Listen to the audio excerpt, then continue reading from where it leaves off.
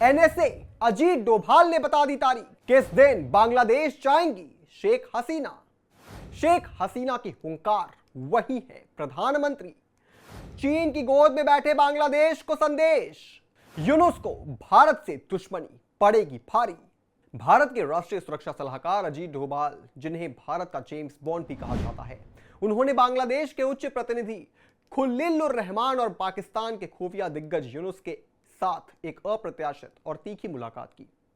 गुप्त कमरे की दीवारें भी कांप उठी जब डोभाल ने चीन की चालबाजियों पर सीधा वार किया और बांग्लादेश को उसकी रणनीतिक अहमियत का एहसास दिलाते हुए दो टूक कहा, भारत की दोस्ती खरीदने की चीज नहीं, भरोसे की बुनियाद पर टिकी है।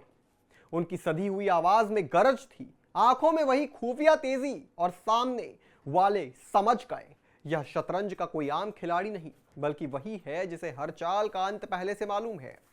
संदेश जा चुका है मोहम्मद यूनुस को कि अब तुम्हारे कर्म जब तुम्हारे पास लौटकर वापस आ रहे हैं तो तुम चीन की गोद में जा बैठे।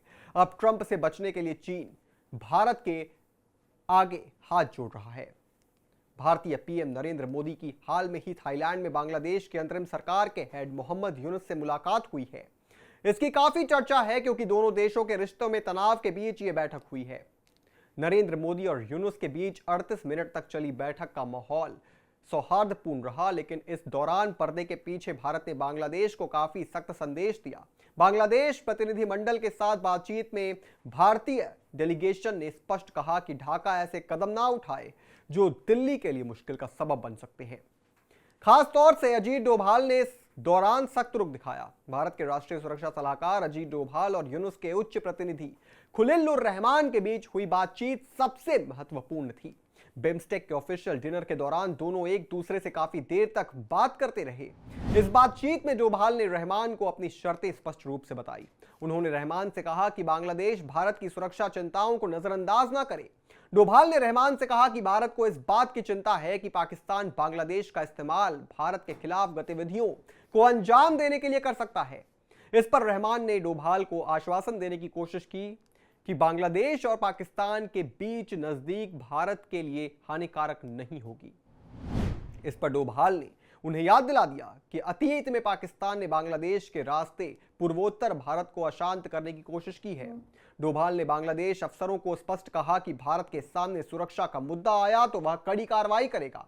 डोभाल ने बांग्लादेश में कट्टरपंथी संगठनों और आतंकी समूहों को खुली छूट देने का मुद्दा भी उठाया। ये समूह भारत विरोधी बयान देते रहे हैं।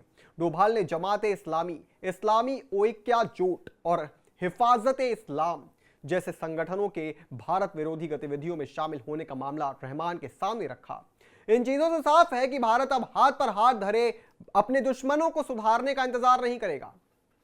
भारत ने कार्रवाई भी शुरू कर दी है। चीन के साथ मिलकर भारत के खिलाफ चालबाजियां करने वाले बांग्लादेश को समंदर का एकमात्र गार्जियन बताने वाले मोहम्मद यूनुस को भारत ने तोल मोल कर मगर ठोस जवाब दिया है।